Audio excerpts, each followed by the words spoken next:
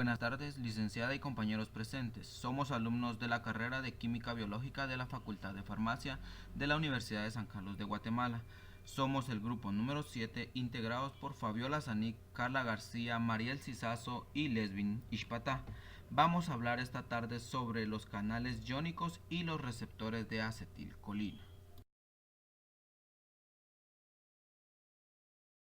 Los iónicos van a ser proteínas de membrana que van a permitir el paso selectivo de iones por medio de poros acuosos a través de la membrana de todas las células vivas. Estos canales van a estar constituidos por regiones hidrofóbicas que van a estar en contacto con las cadenas hidrocarbonadas de los lípidos y por regiones hidrofílicas que se encontrarán en el interior de la membrana. Estos canales se van a abrir o cerrar en función a estímulos externos. Algunas sustancias tóxicas van a desactivar dicha función.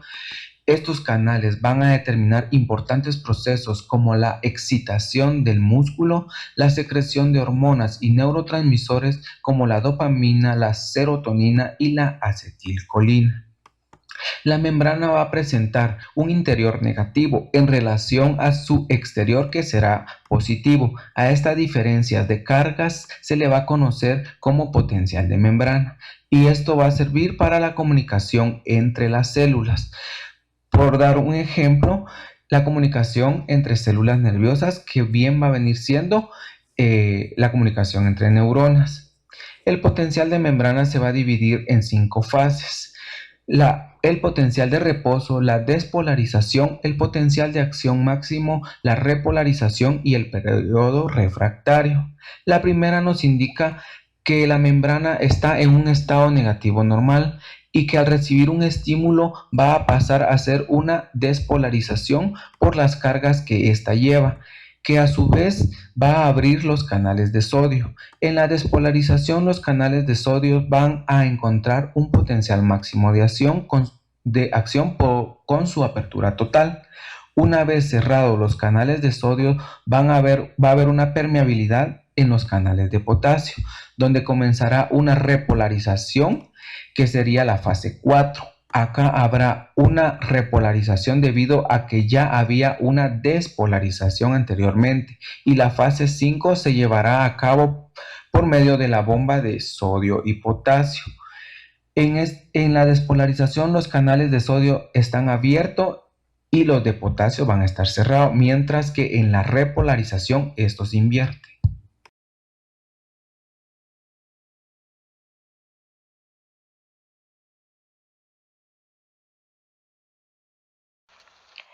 Los canales iónicos pueden estar regulados por voltaje o ser activados por ligando. Los canales iónicos regulados por voltaje, es decir, por potenciales o impulsos eléctricos, son aquellos que ayudan a la señalización entre células, ya sea entre miocito o neurona o neurona y neurona. Estas últimas transportan este impulso eléctrico desde el cuerpo celular y por todo el axón. Gracias a esto se desencadena la liberación de neurotransmisores en un proceso conocido como sinapsis. Estos neurotransmisores serán los encargados de transportar la señal a la siguiente célula. Entonces, para que ocurra la liberación del neurotransmisor, existen 3 tipos de canales iónicos de entrada regulada por voltaje: los canales de sodio, los canales de potasio y los canales de calcio, que son los encargados de que el mecanismo de liberación se lleve a cabo. Tal mecanismo se encuentra explicado en la siguiente figura, en la cual se observa a lo largo del axón de esta neurona los canales de sodio y los canales de potasio. Los canales de sodio se mantienen cerrados cuando la membrana está en reposo, pero al momento de despolarizarse localmente en respuesta a algún neurotransmisor, como la acetilcolina, se abren. La despolarización provocada por la entrada de sodio hace que los canales de potasio se abran y la salida de potasio repolariza localmente la membrana. Estos pulsos breves de despolarización de la membrana van recorriendo todo el axón, provocando la apertura de los canales de sodio y luego los canales de potasio, y así sucesivamente, hasta llegar a los canales de calcio, que se abren y causan una elevación de la concentración de calcio citosólica, que provoca la liberación de acetilcolina por exocitosis, es decir, que la acetilcolina se encuentra almacenada en vesículas que se movilizan hacia la membrana y liberan su contenido hacia el exterior, en este caso a la hendidura postsináptica, en donde la acetilcolina se difunde y provoca la despolarización de la célula receptora, generando de nuevo el mecanismo de liberación, y es así como se difunde el mensaje a través de las células. También hay canales iónicos activados por ligando, como es el receptor nicotínico de la acetilcolina, que permite el paso de una señal eléctrica en la sinapsis y en una unión neuromuscular, del cual se hablará más adelante. La acetilcolina es un neurotransmisor entre las neuronas y el músculo, en la unión neuromuscular, que pertenece al grupo de las aminas.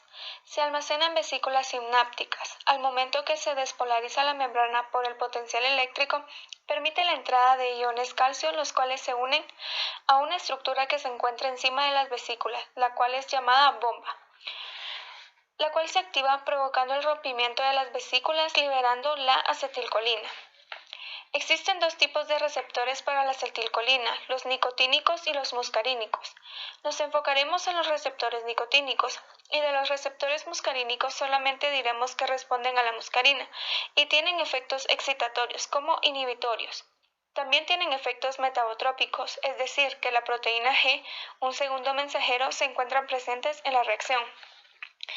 El receptor de acetilcolina es un canal iónico de compuerta regulada por ligando. La unión de acetilcolina desencadena un cambio conformacional que abre el canal a los iones sodio y calcio. Este receptor es el nicotínico y tiene 5 subunidades homólogas. Cada subunidad tiene 4 hélices transmembrana, que son la M1, M2, M3 y M4. Por la forma en la que están colocadas las subunidades, forman un canal central transmembrana, el cual está rodeado por las hélices M2 de cada subunidad. También se encuentra rodeado por leucina, la cual es apolar. Todo esto hace que el canal iónico sea demasiado pequeño y que el paso de los iones sodio, potasio y calcio sea imposible. Los receptores de acetilcolina se encuentran ubicados en las subunidades alfa. Cuando estos receptores se llenan, se produce un cambio conformacional. Las hélices M2 de cada subunidad y la leucina giran, alejándose del canal, y la leucina es reemplazada por un residuo aminoácido polar. Todo esto hace que el canal se abra, permitiendo el paso de los iones sodio, potasio y calcio.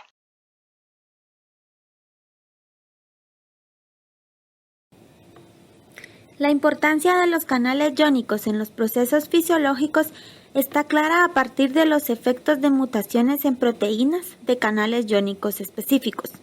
Tal como se muestra en la tabla, los defectos genéticos en los canales de sodio de compuertas reguladas por voltaje de la membrana plasmática conducen al miocito a enfermedades en las que los músculos periódicamente se paralizan o se vuelven rígidos. La fibrosis quística es el resultado de una mutación que modifica un aminoácido en la proteína CFTR, un canal de iones cloruro. Aquí el proceso defectuoso no es la neurotransmisión, sino la secreción por varias células glandulares exócrinas, cuya actividad está ligada a flujos de iones cloruro. Muchas toxinas presentes en la naturaleza actúan a menudo sobre canales iónicos, y la potencia de estas toxinas se ilustra con un normal funcionamiento de los canales iónicos.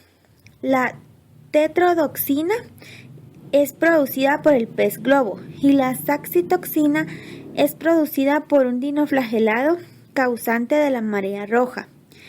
Estos actúan uniéndose a los canales de sodio de compuerta regulada por voltaje de las neuronas, impidiendo de este modo los potenciales de acción normales. El pez globo es un ingrediente de la exquisitez japonés fugu, que solo puede ser preparado por chefs entrenados especialmente para separar tan suculento bocado del veneno mortal. Comer mariscos que se hayan alimentado de gonjaulax puede ser también fatal. El marisco no es sensible a la saxitoxina, pero la concentran en sus músculos que pasan a ser altamente venenosos para organismos más arriba en la cadena alimentaria. El veneno de la serpiente mamba negra también contiene dexotroxinas que interfieren con los canales de potasio de entrada al regulaje del voltaje. La tubocuranina es un componente activo del curaré. Este es otro tipo de toxinas y es utilizado como veneno para las flechas en el Amazonas y otras 2 toxinas de venenos extraídos de serpientes como la cobratoxina, que es extraído de la cobra, y la bungarotoxina, que es extraída de otra especie de serpientes. Estas bloquean el receptor de acetilcolina e impiden la abertura de su canal iónico. Al bloquear señales desde los nervios a los músculos, todas estas toxinas pueden llegar a provocar parálisis y muy posiblemente la muerte.